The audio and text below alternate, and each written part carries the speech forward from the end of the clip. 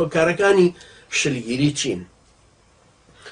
یەکەم پەینەبردن بە مانای پابەندبوون و پەینەبردن بە ئەرکەکانی درکی پێناکە نازانێ و ئەرکانێکی ئیسلامەتێک خستێتە سەرشانی چەند هەر کەسە زانیاری تەواوی بەرامبەر شتێک نەبوو بە تەواوی درکی پێناکە بۆیە لایەنگری نابێت تا پەی پێبردن بە حەقیقەتی شتێک کەمتر بێ کەمتر بەلایە ئەچێت و ئەشە دژیشی بوەستێتەوە چونکە وەکو عەرەبەڵێ الئینسان عەدوو ما یەجهەلوه ئینسان دژمنی ئەو شتێکە نایزانێ پەیبردن بە حەقیقەتی ئیسلامەتەکەش هەروایە بۆیە خوای گەورە دەربارەی دژە هەڵوێستی کافرەکان لە دینەکەی ئەفەرمێ بل كذبوا بما لم يحيطوا بعلمه ولما يأتيهم تأويله ئەوانە لە حاڵەتێکا کە هێشتا ڕوونکردنەوەی دینەکەیان بۆ نەهاتووە فەیشیان پێ نەبردووە لەم يحيطوا بعلمه بما لم يحيطوا بعلمه درکیان بە یعنی زانیاریی وایان نەبووە کە ئەم دینە بزانن چییە بۆیە ئەو هەڵوێستە دژیان بەرامبەری وەرگرتووە بێ ئەوەی پێی پێ ببن یا شیکار و لێکدانەوەیان پێگەیشت بێ یا تەفسیری هەڵوێستە دینیەکەیان پێگەیشت بێ ئەبینی دژی وەستاونەتەوە چونکە جاهیل بوون بەرامبەری کەوابوو تێگەیشتن و حاڵی نەبوون یان گوێ لێبوون و خوێندنەوە و پێ تێگەیشتن بێ تێگەیشتن و پەی پێبردن بە ماهیەتی دینەکە و ئەمانە هەمووی هۆی فەرزبوونی ئەرکەکانی زانینی حکمەتەکانی مەسەلەن هی نوێژی ئیسلامەتیەکە نەزانینی ئەم جۆرە شتانە نەزانینی ئەرکەکە نەزانینی حکمەتی ئەرکەکە چییە نەزانینی چۆنێتی فەرزبوونی نەزانینی چۆنێتی ئەداکردنی هەرێکە لە فەرزە دینیەکان هەرێک لەو شتانێک کە پێویستە پابەندبی پێوەکەن ئەمانەت نەزانی شلگیرە بی بەرامبەریان بۆیە زۆر زەروریەتەوە شارەزایی دینەکەت هەموو ڕۆژێ هەوڵ بدەیت شتێک لە دینەکە تێبگەی بۆیە تۆوە کە ئاوابی ناچیتە ڕیزی دیندارانی سەر ڕاستەوە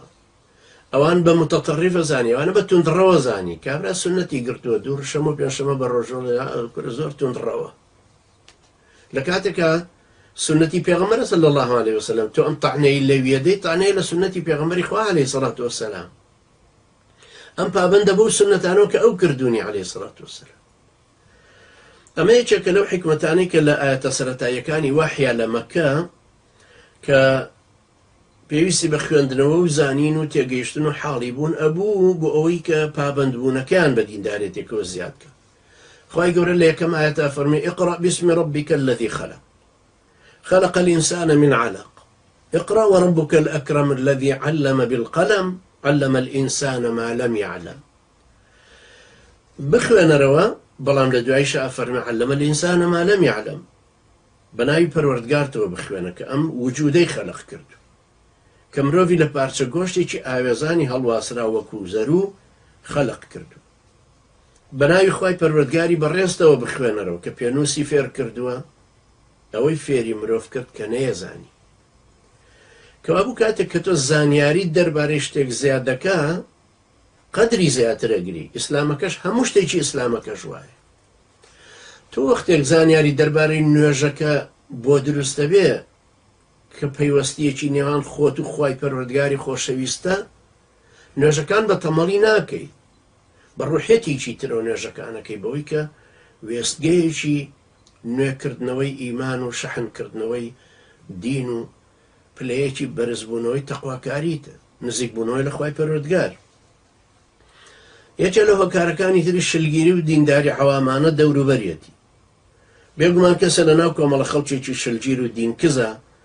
هەڵسوکەوت بکە چ خێزانی بن یا کەسوکاری بن یا هاوڕێی بن دۆستی بن خەڵکی گەڕەکەکەی بن حتممە نەکەوێتە ژێر کاریگەری ئەوان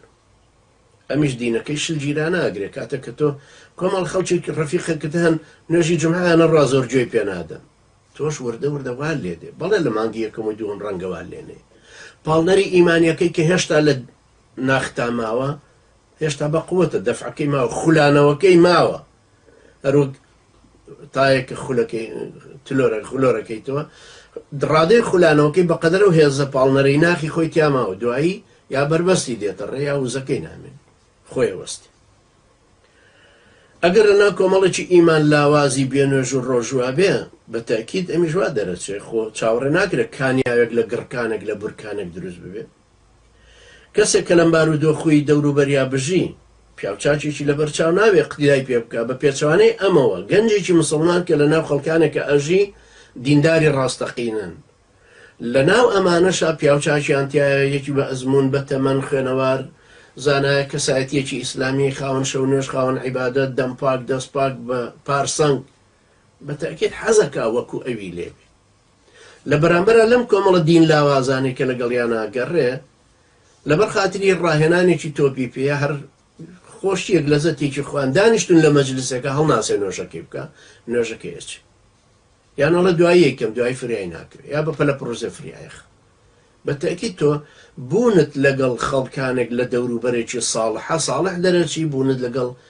دەوروبەرێکی تاالحە خراپە خراپ دەرەچی لەم ڕەنگەوەیە کە ئیسلام جەختی لە هەبوونی دەوروبەری خواویستی کردوت لە خێزانی دیندار لە دۆست و هاوڕێی خواناس و لە کەشی پەروەردەکار